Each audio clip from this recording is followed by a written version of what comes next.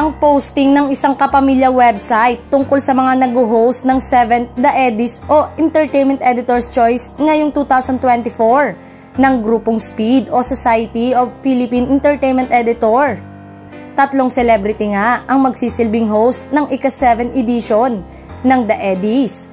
Una na riyan ay ang itinanghal na Best Actress sa 6th Eddies na si Janine Gutierrez para sa pelikulang Bakit Di Mo Sabihin, kasama ang kapuso millennial it girl na si Gabby Garcia at kapamilya actor na si Jake Ejercito.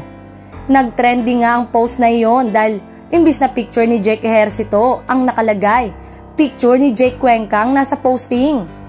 Inirepost yon ni Ejercito at sinabing sana ay nakapagkape na ang lahat ngayong Lunes ABS-CBN News. Siyempre, nag-react ang fans, netizen dahil mali nga naman ang picture ni Ejercito at naging si Cuenca nga. Pero in fairness, sa nasabing kapamilya website, pinalitan naman nila agad ang picture. Tinanggal si Jake Cuenca at ginawang Jake Ejercito na nga.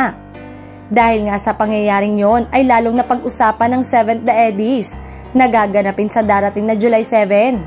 Siyempre, marami rin ang excited sa pagsasama-sama ni Janine, Gabby at Jake Ejercito at Cuenca bilang host ng 7th The Eddies.